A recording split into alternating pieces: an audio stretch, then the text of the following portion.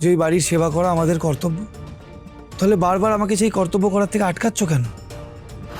মা, এই শাওন চক্রবর্তী পরিবারের, ব্যানার্জি পরিবারের সবার সামনে নাক কাটালো, এরপরেও আপনি ওকে সমর্থন করছেন? হ্যাঁ, করছি।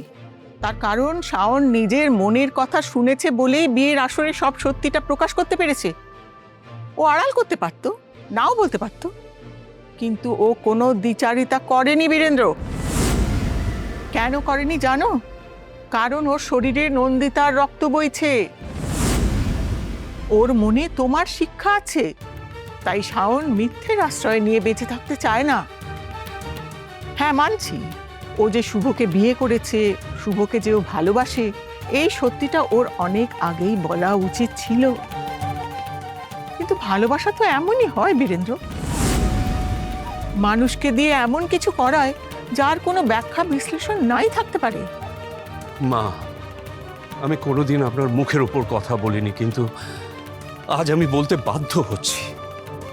শাওন, শুভ যেভাবে আমার বিশ্বাস নিয়ে, ভরসা নিয়ে ছিনিমিনি খেলেছে, তার কোনো ব্যাখ্যা, জাস্টিফিকেশন আমার কাছে নেই। তাই আপনি ওদের ক্ষমা করতে পারেন, কিন্তু আমি কোনোদিন ওদের ক্ষমা করতে পারবো না। আপনি ওদের কাছে যেতে পারেন, কিন্তু তার আগে আমি আপনার কাছে একটা অনুরোধ করব।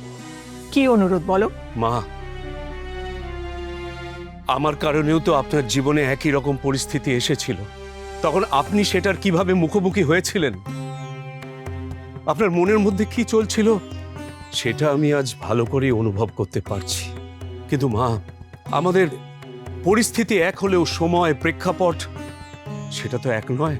মা, দিনের বেলায় মানুষ যে পথে হাঁটে, রাতের বেলায় তো সে পথ একরকম থাকে না। তাই আজ যখন আপনি আমাকে নিজের ছেলে বলে মেনে নিয়েছেন, সেই ছেলের অধিকার নিয়ে আমি আপনার কাছে অনুরোধ করছি, ও বাড়িতে যাবেন না আপনি।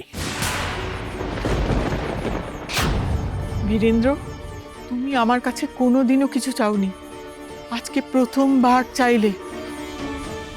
তাই আজকের জন্য আমি আমার নাতনির প্রতি সব ভালোবাসা, মায়া মন থেকে সরিয়ে রাখছি। কিন্তু একটা কথা মনে রেখো, তুমি শুভকে জামাই হিসেবে মেনে নিতে না পারলেও আমি মন থেকে ওকে আমার নাত জামাই মেনেছি। শাওনের ভালোবাসার মানুষের প্রতি আমার পূর্ণ আস্থা আছে, আর আমি জানি শুভ আমার এই আস্থা কখনো ভাঙবে না।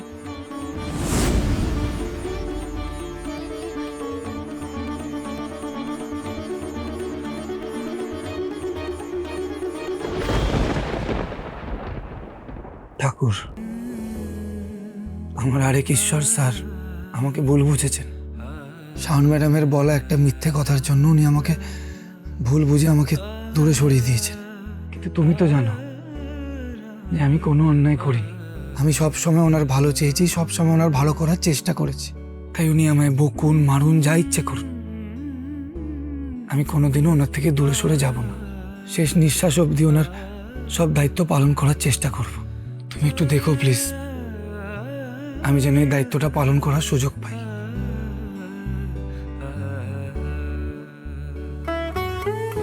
অনেক আশা নিয়ে আজকে স্যারের কাছে যাচ্ছি। দেখো ঠাকুর, স্যার যেন আমাকে ভুল বুঝে আমাকে তাড়িয়ে না দেন, আমাকে যেন দূরে সরিয়ে না দেন।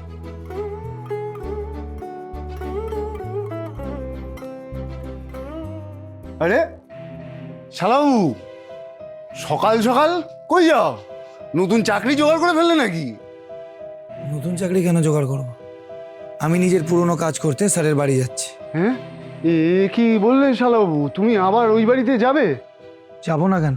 কারণ for your kind information my brother in law, according to law, our education minister, he is now your father in law, মানে শ্বশুর মশাই, তোমার মালিক নন। তাই আজকে থেকে ওই বাড়িতে তুমি কাজের লোক হিসেবে নয়, জামাই হিসেবে ঢুকবে। বাবা সোনা কিন্তু একদম ঠিকই বলেছে শুভ বাবা। হ্যাঁ, তোমার তো এখন ব্যাপারই আলাদা, তুমি হলে মন্ত্রী মশাইয়ের জামাই, একটু তো দাঁত নিয়ে তোমায় তাকতেই হবে, তাই না? এগিয়ে রে, এই সাত সকালে আবার কোথায় যাচ্ছিস তুই? তোমরা সবাই আমাকে আজকে এক প্রশ্ন কেন করছো বলো তো? তোমরা তো দেখছো আমি কাজে যাচ্ছি, যেমন রোজ যেতাম, তাহলে আজকে হঠাৎ এত অবাক হচ্ছ কেন? আমার রাগ এখনো তুমি দেখোনি প্রদীপ অধিকারী। সেটা যদি না দেখতে চাও তাহলে এ বাড়িতে তুমি আর কখনো পা রাখবে না। Security, security! স্যার, এই লোকটাকে এক্ষুনি ঘাড় ধাক্কা দিয়ে বাড়ি থেকে বার করে দাও। স্যার, এই বাড়ির চৌহদ্দির মধ্যে যেন আমি ওকে না দেখি। না, কোথাও যেতে হবে না তোকে, তুই বাড়িতেই থাক। বাড়িতে থাকবো কেন? আমি চুরি করেছি না ডাকাতি করেছি যে বাড়িতে বসে থাকবো? আমি কাজে যেতে পারবো না কেন বলো? কারণ এই মুহূর্তে আমার বাবা তোমার ওপর খুব রেগে আছে শুভ। ওই বাড়িতে যাওয়াটা তোমার ঠিক হবে না। কাকুর কথা শোনো। আমার স্যারের প্রতি ভালোবাসা আর শ্রদ্ধা সব কিছুর ঊর্ধ্বে। আমি হাজারবার বলেছি যে স্যারকে আমি নিজের ভগবান ভাবি আর ওনার কাজটা করা নিজের ধর্ম মনে করি। তাই আমি রোজকার মতন আজকে আবার কাজে যাব, আমার যা যা দায়িত্ব কর্তব্য করার সবটা করব। কিন্তু শুভ, তুমি তো বলতে বাবা যে ওই বাড়ির সেবা করা আমাদের কর্তব্য, তাহলে বারবার আমাকে সেই কর্তব্য করার থেকে আটকাচ্ছ কেন? আসলে মন্ত্রীমশাই এই সময় তোর সঙ্গে কি ব্যবহার করবে তা তো জানি না, তাই খুব ভয় করছে। কিন্তু তুই যখন যাবি বলে ঠিক করেছিস, যা, তবে সাবধানে যাস। রীতা, রীতা, কি হয়েছে? তোমার ছেলে বেরোচ্ছে, ওর জন্য একটু জল খাবারের ব্যবস্থা কর। মা, খুব খিদে পেয়েছে, একটু ভাত বেড়ে দাও না। কেন? তোমার ছেলে তো নিজের মর্জি মতো সব কাজ করে, তাহলে খাবারটাও নিজে বেড়ে খেয়ে নিতে বলো। রান্নাঘরে খাবার রাখা আছে। আর যদি খুব খিদে পায় তাহলে বলো বউকে বেড়ে দিতে খাবারটা। আমি বৃষ্টিকে খাওয়াতে যাব। মা এত রাগ করে আছে যে নিজের হাতে খাবারটাও বেড়ে দিতে চাইছে না। আমি বেড়ে দিচ্ছি শুভ, চলো। না থাক, আমার তাড়া আছে, আমি বাইরে কিছু খেয়ে নেব। আসলাম।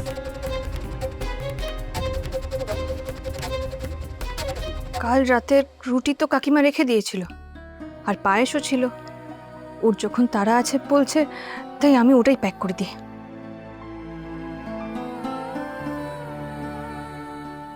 তুমি এত নিষ্ঠুর রীতা, ছেলেটার সঙ্গে এমন ব্যবহার করলে যে ছেলেটা আমার না খেয়ে বেরিয়ে গেল। কেন? তোমার ছেলে তো খুব শখ করে বিয়ে করেছে, তাহলে বউকে বলো এসব কাজের দায়িত্ব নিতে। রাজপ্রাসাদের রাজকন্যা কুড়ে ঘরে এলে না এসব কাজ করতে হয়। পায়ের উপর পা তুলে বসে নবাবি করলে চলে না।